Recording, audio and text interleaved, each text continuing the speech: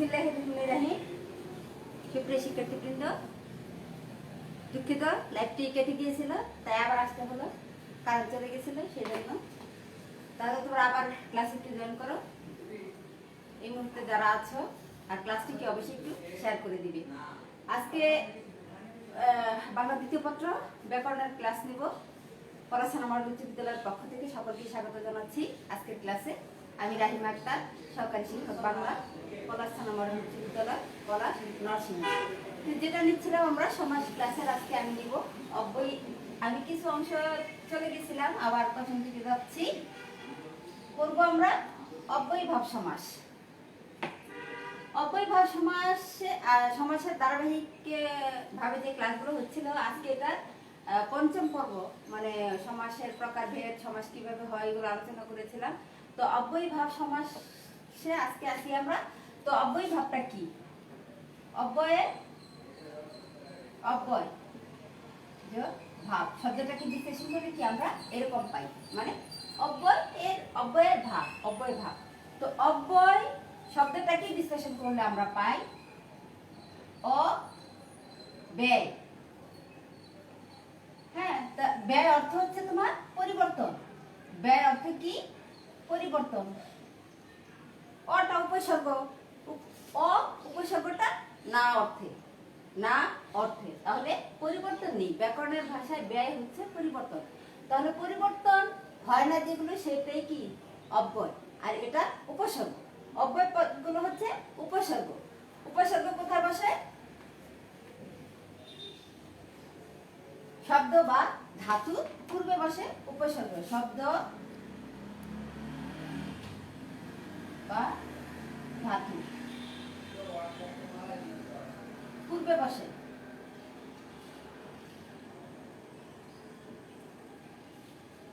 উপসর্গ শব্দ বা ধাতুর পূর্বে বসে নতুন একটা অর্থ প্রকাশ করে। আর এখানে উপসর্গ কি? শব্দের শেষেও বসে না, শব্দের মাঝেও বসে না। আর অব্যয়ভাব সমাসে পূর্ব পদের অর্থ প্রাধান্য পায়। তোমরা একটু মনোযোগ দিয়ে শুনবে, তাহলে বুঝতে পারবে। পূর্ব পদের অর্থ প্রাধান্য পায়। পূর্ব পদের অর্থ প্রাধান্য পাবে, প্রাধান্য পায়। তাকে কি অব্যয়ভাব সমাস বলে। অব্যয়ের অর্থ কি? প্রাধান্য থাকে। অব্যয় উপসর্গ, পূর্বপদ উপসর্গ বসে অব্যয়ের অর্থ প্রাধান্য থাকে, সেগুলাই কি আমাদের অব্যয়ভাব সমাস। তো এখানে কিছু উপসর্গ আমি কি একটু ধারাবাহিকভাবে সাজিয়ে দিয়েছি তোমাদের বোঝার সুবিধার্থে, যেগুলো কি অর্থে অব্যয়ভাব সমাস হয়ে থাকে। আমরা সমস্ত পদের পূর্বপদ দেখে কি বুঝতে পারবো যে এটা অব্যয়ভাব সমাস। আর এই শব্দগুলো কি পূর্বে বসে, সমস্ত পদের পূর্বে বসে, যেটা দেখে কি তুমি সহজে বুঝতে পারবে যে এটা অব্যয়ভাব সমাস। তাহলে দেখো একটু, আ, হা, দু, নি, গ, এই উপসর্গগুলো অর্থ অব্যয়ভাব সমাসে অভাব অর্থে ব্যবহার করা হয়। যেমন আলুনি, হা ঘর, দুর্ভিক্ষ, নিরামিষ, গরমি। আমি উদাহরণের মাধ্যমে একটু বুঝিয়ে দিচ্ছি, সহজেই বুঝতে পারবে। দেখো, আলুনি বলতে আমরা কি বুঝছি? নুনের অভাব।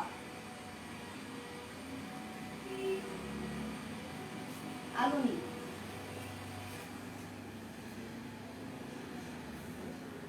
নুনের অভাব। তাহলে কি এটা এখানে আটা কি অভাব অর্থে ব্যবহৃত হয়েছে, নুনের অভাব। এরকম আরো আছে, হা ঘর, ঘরে অভাব, হা ঘর। হাটাও কি অভাব অর্থ প্রকাশ পেয়েছে। এরকম আরো আছে তোমার, দেখো, ভিক্ষার অভাব, কি হবে?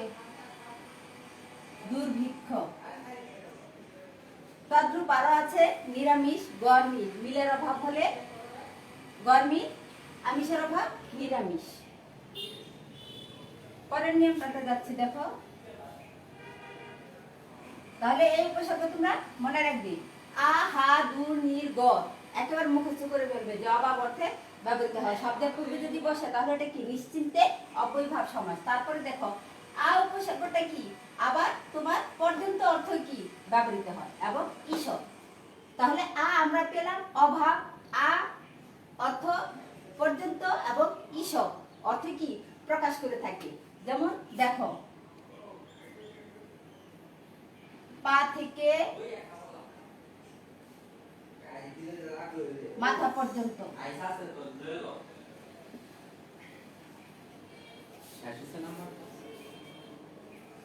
আপাদমস্তক,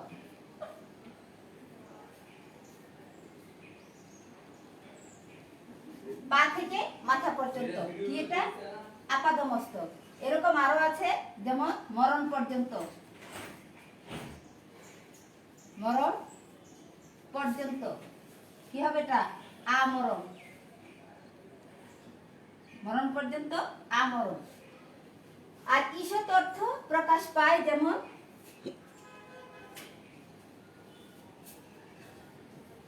ঈষৎ নত সমান সমান আনত। তারপরে ঈষৎ রুক্তি, এভাবে কি অব্যয়ভাব সমাস হয়ে থাকে। আর রুক্তি মোট কথা তোমরা সমস্ত পদে উপসর্গগুলো দেখে কি বুঝতে পারবে যে এটা অব্যয়ভাব সমাস। এবং ব্যাস বাক্যগুলো কি যেভাবে করবে সেটা কি দেখে বুঝতে পারবে যে এটা কিভাবে ব্যাস বাক্য করতে হয়। ব্যাস বাক্য করতে হলে কি আমাদের এই অর্থগুলো অবশ্যই মনে রাখতে হবে। ব্যাস বাক্য করতে হলে আমাদের উপসর্গগুলো কি অর্থ প্রকাশ করেছে সেটা কি অবশ্যই আমাদের মনে রাখতে হবে। যেমন আ উপসর্গটা আমরা বলেছিলাম অভাব অর্থে, তাহলে কি আলুনি নুনের অভাব, তারপরে নিরামিষ আমিষের অভাব। আ উপসর্গটা কি তোমার আ উপসর্গটা কি অভাব অর্থে, নির উপসর্গটা অভাব অর্থে, গড় অভাব অর্থে, দুধ হা, এগুলো মনে রাখবে। আ হা দু নির গড় অভাব অর্থে। শব্দে দেখলে সেটা বুঝতে পারবে, তাইলে কি তোমরা ব্যাস বাক্য করতে পারবে সহজে। তারপরে আবার আরটা কি আর দুটো অর্থ এর আছে, একটা হচ্ছে ঈষৎ আর একটা হচ্ছে তোমার পর্যন্ত। আটা ঈষৎ এবং পর্যন্ত এই দুই ভাবে হয়ে থাকে। যেমন আপাদমস্তক এই আ উপসর্গ, আ মরণ, তারপরে আ নত, আ রক্তি। এখানে কি অর্থগুলোর মাধ্যমে কি তোমরা সহজেই ব্যাস বাক্য করতে পারবে। তারপরে যাই আমরা দেখো প্রতি অনু উপসর্গ, প্রতি হর ফি এগুলো কি বিপসা অর্থে ব্যবহার করা হয়ে থাকে। এগুলো বিপসা অর্থে, যেমন এগুলো কি বারবার বলা হয়, বারবার উচ্চারণ করা হয়, কাছাকাছি বারবার উচ্চারণ করা হয়, এই জন্য এগুলোকে বিপসা অর্থে বলা হয়েছে। কি কি অনু প্রতি হর ফি বিপসা অর্থে। আবার বলছি দেখো অনু প্রতি হর ফি বিপসা অর্থে ব্যবহার করা হয়েছে। উদাহরণ দেখলে বুঝতে পারবে। দেখো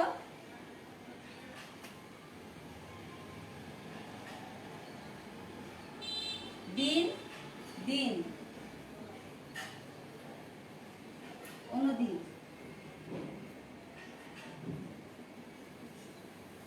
তারপর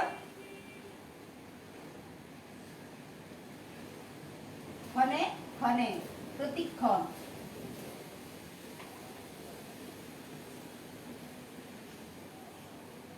অনুপ্রতি। তারপর আবার তোমার হর রোজ, রোজ রোজ, রোজ রোজ মানে একটা শব্দ কি বারবার বলা হচ্ছে, হর রোজ। এগুলো কি বিপসা,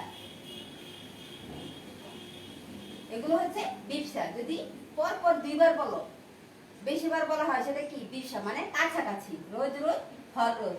তারপরে হচ্ছে বছর বছর, ফি বছর, ফি বছর।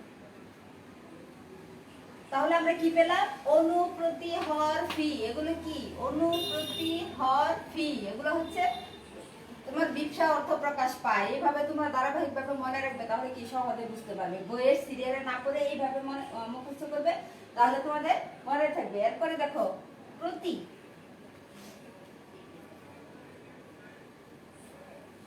প্রতি প্রতির দুইটা অর্থ আছে, একটা হচ্ছে বিরুদ্ধ আর একটা হচ্ছে প্রতিনিধি। তোমাদের বইতে দেয়া আছে প্রতি উপসর্গ বিরুদ্ধ অর্থে ব্যবহার করা হয়, আবার কি প্রতিনিধি অর্থ কি ব্যবহার করা হয়ে থাকে। যেমন বিরুদ্ধবাদ,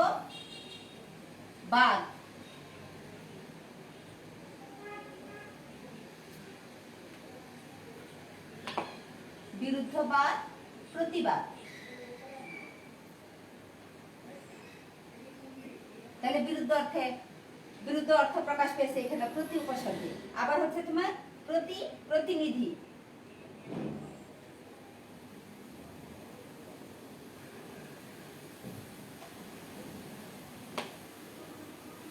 ছায়ার সদৃশ, প্রতিচ্ছায়া।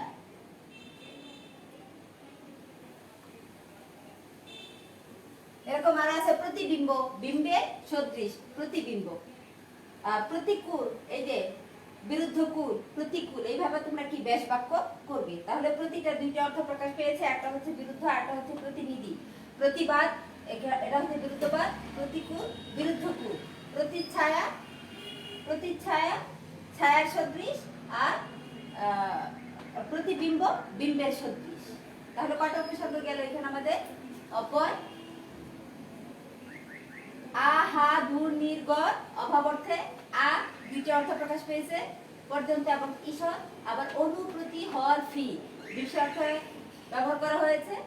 অনু অনুর আরেকটা অর্থ আছে, সেটা হচ্ছে কি পশ্চাৎ। এটা মনে হয় বলিনি। অনুটা কি পশ্চাৎ অর্থ কি ব্যবহার করা হয়ে থাকে। আমি উদাহরণটা দিয়ে দিচ্ছি।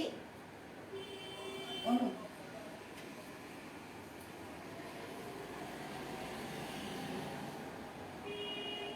পশ্চাৎ অর্থে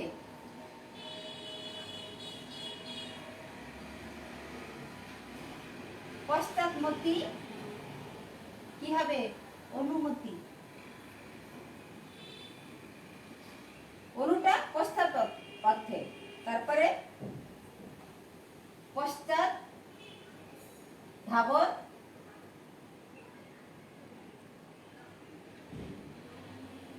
কি হবে তোমার? অনুধাবন।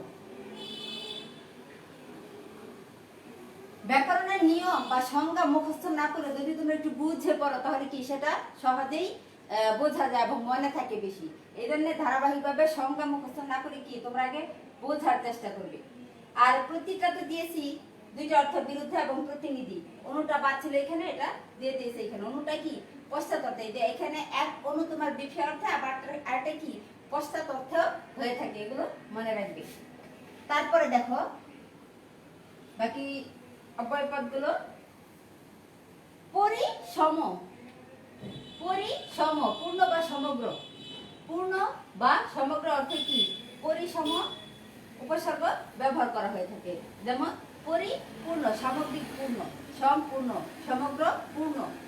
পরি এবং সম এই দুটো উপসর্গ যদি শব্দের পূর্বে বসে, তাহলে কি অর্থ প্রকাশ পায়? পূর্ণ বা সমগ্র, পূর্ণ বা সমগ্র।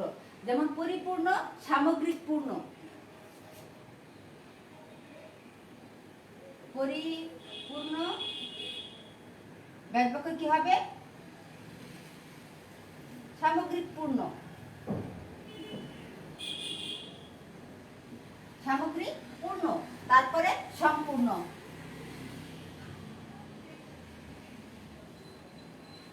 ব্যাস বাক্য হবে সমগ্র পূর্ণ। অর্থ প্রকাশ পাবে পূর্ণ বা সমগ্র। তাহলে পরি এবং সম, এটার দুইটা অর্থ পূর্ণ বা সমগ্র। উদাহরণ দিয়ে বুঝিয়ে দিলাম। এরপরে দেখো প্র এবং পর এই দুইটা উপসর্গ।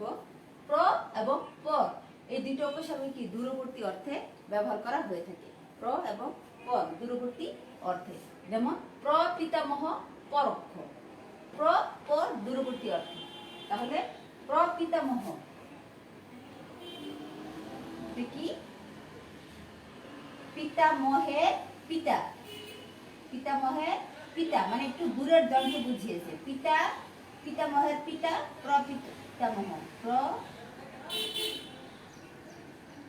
প্রপিতা মোহ। তারপরে হচ্ছে তোমার পরোক্ষ। পরোক্ষটা হবে অক্ষি অগোচরে, মানে দূরে আড়ালে, অগোচরে সমান সমান পরোক্ষ। তাহলে প্র এবং পর, এই যে পর, পরোক্ষ, প্র এবং পর এই দুইটা কি দূরবর্তী অর্থ বোঝা। প্র এবং পর দূরবর্তী অর্থে ব্যবহার করা হয়। তারপরে দেখো উত, এটা কি অতিক্রান্ত অর্থে, উত অতিক্রান্ত অর্থে ব্যবহার করা হয়েছে।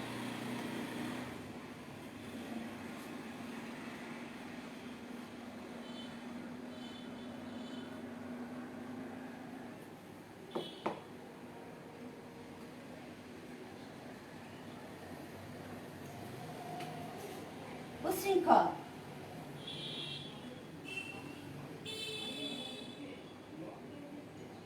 শৃঙ্খলাকে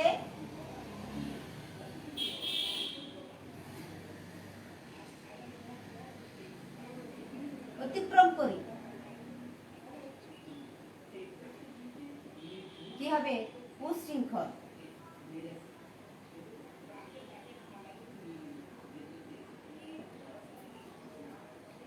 শৃঙ্খলাকে অতিক্রান্ত বা অতিক্রম করে, অতিক্রান্ত বা অতিক্রম করে উচ্ছৃঙ্খল। তাহলে ও উপসর্গটা কি অতিক্রান্ত অর্থে ব্যবহার করা হয়ে থাকে, উচ্ছৃঙ্খল, তারপরে হচ্ছে উদ্বেল, এগুলো। এরপরে দেখো উপসর্গ, এর দুইটা অর্থ প্রকাশ পায়, একটা হচ্ছে সদৃশ, আর একটা হচ্ছে কি সামীপ্য। এটাই কি তোমাদের বইয়ে প্রথমে ছিল, আর আমি একেবারে শেষে নিয়ে আসলাম। তো যাই হোক, এর দুইটা অর্থ, একটা হচ্ছে সদৃশ, আর একটা হচ্ছে কি সামীপ্য। একটা হচ্ছে মত, মানে মত অর্থে, আর একটা হচ্ছে সামীপ্য অর্থ হচ্ছে কি নিকটে। আগে তোমার উপসর্গের অর্থগুলো বুঝতে হবে, তাহলে কি তোমরা ব্যাস বাক্য সহজে করতে পারবে।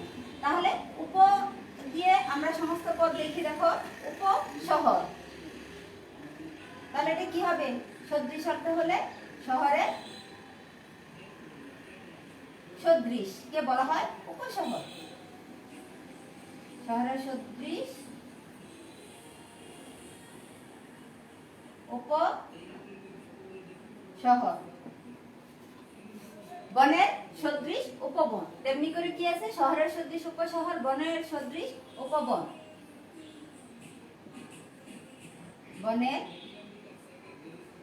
সদৃশ কি এটা উপবন গেল। তারপরে উপরটা কি আবার সামীপ্য অর্থ কি প্রকাশ পেয়ে থাকে, সামীপ্য। দেখো উপকূল কি হবে এটা কুলের সমীপে, কুলের সমীপে সমান সমান উপকূল। তারপরে কণ্ঠের সমীপে উপকণ্ঠ, কণ্ঠের সমীপে উপকণ্ঠ। তাহলে উপসর্গ দুটো অর্থ প্রকাশ পেয়েছে, একটা হচ্ছে সদৃশ, আর একটা হচ্ছে কি সামীপ্য।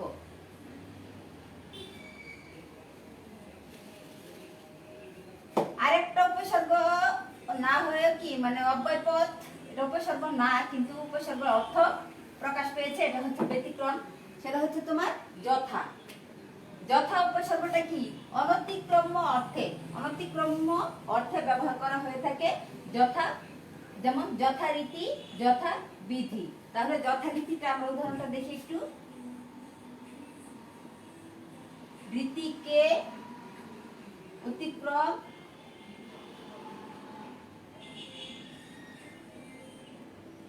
না করে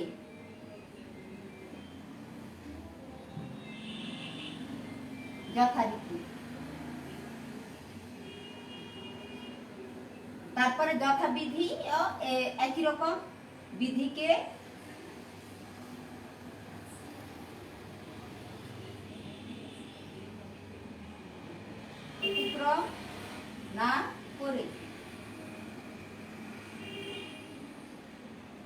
যথাবিধি। তাহলে যথাটা ছিল সর্বশেষ, এটা কি অব্যয় না হয়ে উপসর্গ না হয়েও কি এটা অব্যয়ের অর্থ প্রকাশ করেছে, এটা ব্যতিক্রম। এইভাবে এটা করতে হয়, রীতিকে অতিক্রম না করে যথারীতি, বিধিকে অতিক্রম না করে যথাবিধি। তাহলে আমার মনে হচ্ছে যে এই পর্যন্তই তোমাদের মোটামুটি শেষ। উপসর্গ অব্যয়ীভাব সমাস। তাহলে আমরা কি অব্যয়ীভাব সমাসটা কি, যে পূর্বপদে অব্যয় যুগে কি হয়, এই সমাসটা হয় এবং অব্যয়ের অর্থে কি প্রাধান্য পায়। আর এই উপসর্গ কি অর্থগুলো সহ তোমরা মনে রাখবে, তাহলে কি সহজেই ব্যাস বাক্য করতে পারবে। অর্থ মনে না থাকলে কি ব্যাস বাক্য করতে পারবে না। আর সমস্ত পদ থেকেই কি পূর্বপদের অর্থ এখানে প্রাধান্য পায়, অব্যয়ীভাব সমাসে পূর্বপদের অর্থ প্রাধান্য পায়। তাহলে শিক্ষার্থীবৃন্দ, আজকে এই পর্যন্তই অব্যয়ীভাব সমাস। এরপরে হবে তোমাদের বহুব্রীহি, আগামী ক্লাসে সেটা আমি আলোচনা করে দিব। পরবর্তী ক্লাসে আবার দেখা হবে। সে পর্যন্ত সকলে ভালো থাকো, সুস্থ থাকো, নিরাপদে থাকো। আর অ্যাসাইনমেন্টের কাজ শুরু হয়েছে তোমাদের, সেগুলো কি অবশ্যই কোনো জায়গা থেকে কপি না করে নিজ মেধা খাটিয়ে সুন্দর করে গুছিয়ে করবে। আর সমস্যা হলে কি পরামর্শ নেবে, কিন্তু একই রকম লেখা তোমরা লিখবে না, বুঝে শুনে সুন্দর করে লিখবে। ভালো থাকো, সুস্থ থাকো, আল্লাহ হাফিজ।